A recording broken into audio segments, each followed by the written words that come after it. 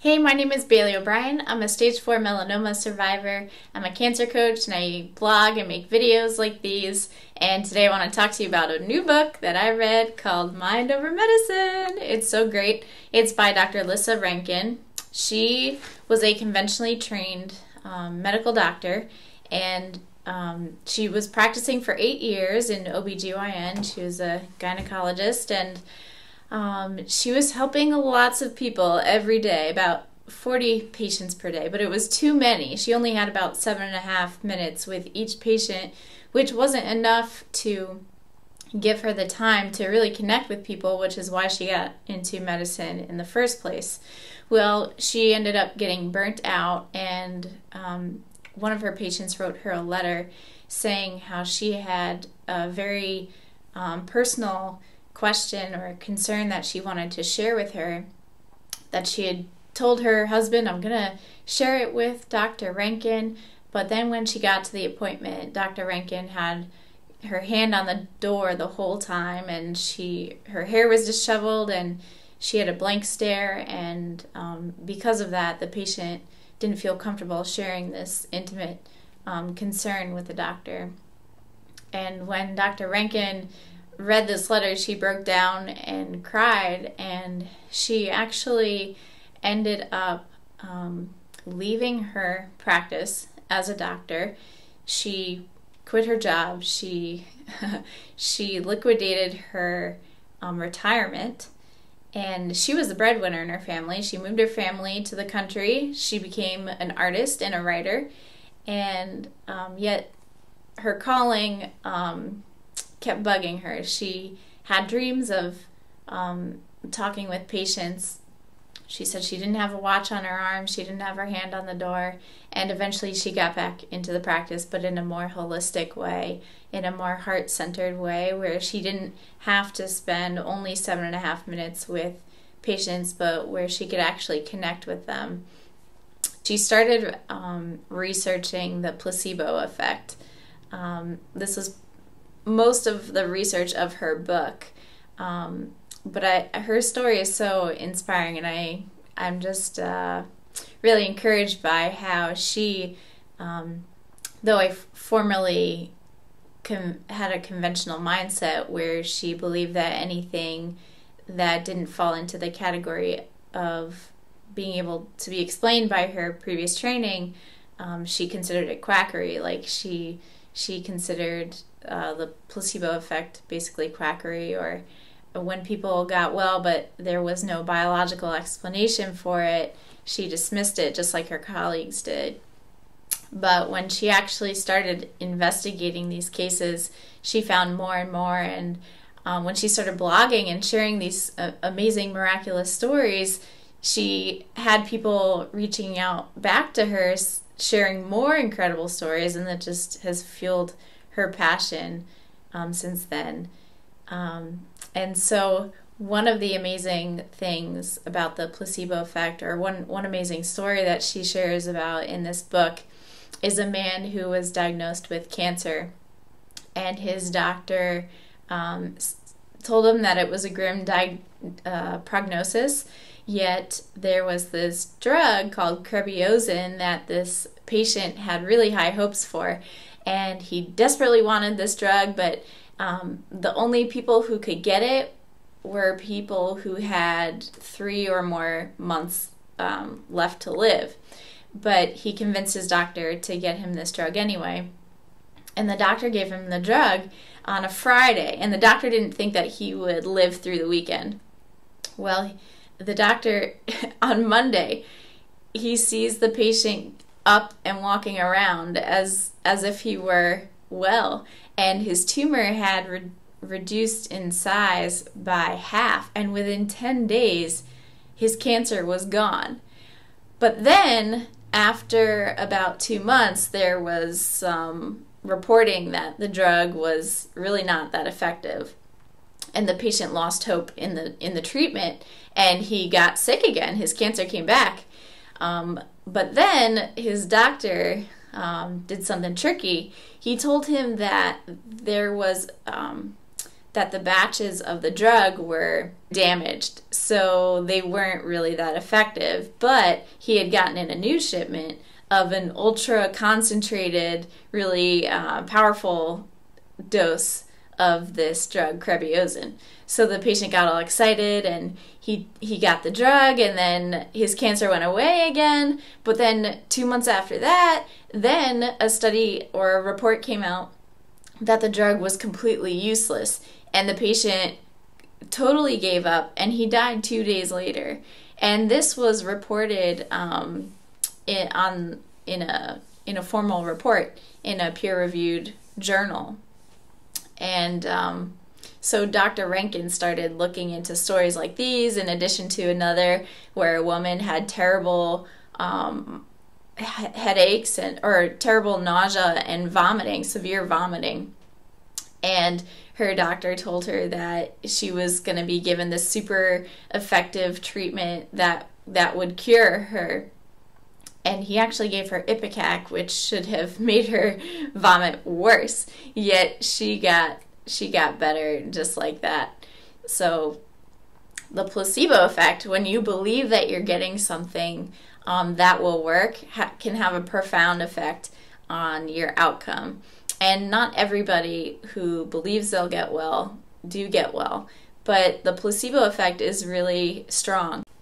So Dr. Rankin didn't believe in anything that she couldn't prove with a randomized, double-blinded, controlled clinical trial. But once she started hearing these case studies, she actually did end up finding some randomized, double-blinded clinical trials, such as one with a famed knee surgeon who was so impressed with himself, he did his own study where 200 patients were split into groups. One received an actual knee surgery, and one group got like a fake surgery where they did the same number of incisions on the leg, and the patients, they were played back a recording or a video of somebody actually receiving the surgery, and they thought it was themselves, and both groups reported improvement, the same amount of improvement in their pain. And so this guy's the surgery technique is now just a part of history, because when you study a procedure, if the treatment itself is not more effective than the placebo, then it won't get approved usually, or it won't be considered effective. So that's really interesting. In addition, although there is this way to rule out treatments that are not really effective, or at least effective compared to the placebo effect, there is a way for drugs to get approved in a way that's not really so honest, where they pre-screen patients who respond to the placebo effect. So before they start a clinical trial, everybody will get a placebo, and those that respond to the placebo are ineligible for the trial. So this is a way for things to get approved when they're really not that effective. So they could not be as effective as a placebo, but still get approved, because the patients who do respond to the placebo get ruled out. And people who respond to placebos, they could have high IQs or not, they could be smart or not, and this is something Dr. Rankin wanted to prove in her book, because her book was written really with her father speaking in the back of her mind. Her father was an MD as well, who died of cancer, and he was very skeptical of anything alternative or holistic that wasn't scientifically proven.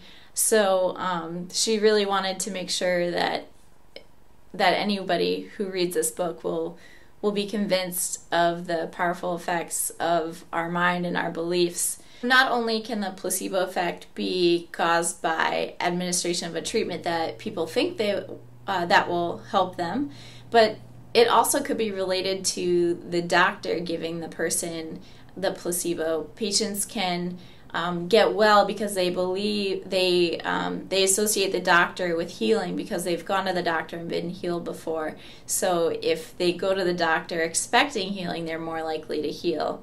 Also, the effect of the care and compassion of the doctor, it's him or herself, can have an effect on the healing. For example, a study with they put patients in two different groups of anesthesiologists. The first anesthesiologist part of the study, the anesthesiologists were negative and grumpy, and the second group, the anesthesiologists were positive and cheerful and said, "Oh, this is gonna work for you." And in that group, the patients did much better. So also the beliefs of the doctor can have an effect on how well a patient does. There's so many different interesting factors, and that's why it's important to work with a physician who you think you can trust, who you feel comfortable with, who is compassionate and who believes that you can get well, who has a good bedside manner, someone who you feel comfortable with, who you believe is going to heal you. You can ask them if they believe that you'll get well. And you just have to have peace about who you're working with, and that will help to optimize your result. Dr. Rankin also talks in the book a bit about how negative thoughts, or the nocebo effect, can also impact your health in a negative way. Just like the man who wanted the Krebiosin, and when he thought that it didn't work well, he got sick, and when he did think well, it got him better. So 6 ways that Dr. Rankin suggests that you can help heal yourself or optimize your chance of healing is: number 1, to believe that you can heal. You have to think that it's possible that you're going to heal, that the treatment is going to help you, that your doctor is going to help you. Number 2, you have to find the right support. Find a doctor or a team of practitioners who will help you, who you feel comfortable with, who will work together, who believe that they can help you heal. Number 3, you have to listen to your body and follow your intuition or the Holy Spirit, whatever you believe. And because nobody knows your body better than you, the doctors don't know what's best for you. They can inform you and educate you, but ultimately the decision has to be yours. And number 4, diagnose the root cause of your illness.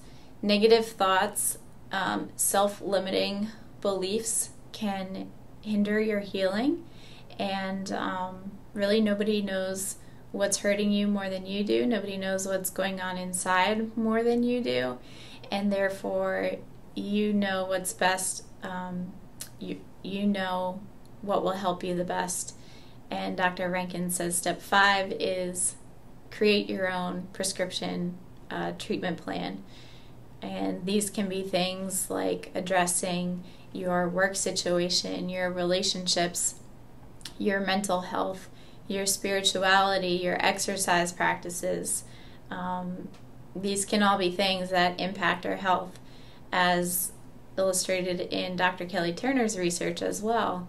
Radical remission and 9 key factors that can really affect your or improve your chance of remission.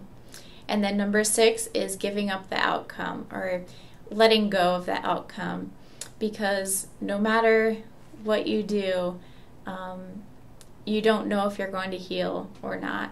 And that's something that we all have to accept, and whether we die now or later, we're all going to die. But the key goal here with addressing your mind-body connection is to be healed, not necessarily cured, but to have peace in your heart, to be healed of any emotional wounds that you have, or to address things that kind of suck the life out of you in your life, ways for you to find joy in your life, peace with the people in your life, to forgive and let go of things that you've been holding on to that may have more of an impact on your health, your physical health, than you really are aware of.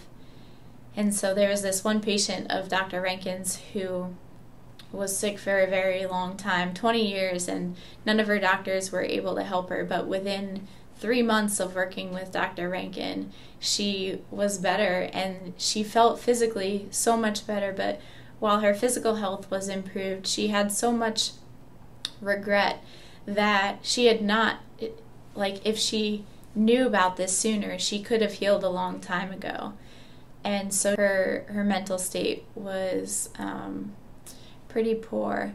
And but what Dr. Rankin and I both want you to take away from this, no matter where you are in your journey, if you have regrets, or if you've made decisions that you wish you could go back and change, the thing to focus on right now is where you are now in the present moment, and to prepare yourself for the future, because there's still future left for you to take advantage of, and don't waste the rest of your life regretting what you've done in your past. And so I hope that this has been helpful to you, that you will realize the power of your mind and harness it, and not be afraid to be still and listen to your body and listen to your spirit, and think about what may be making you sick,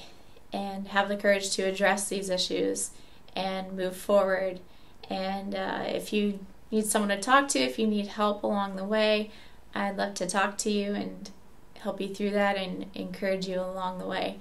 So I hope you have a great day, and I look forward to talking with you soon.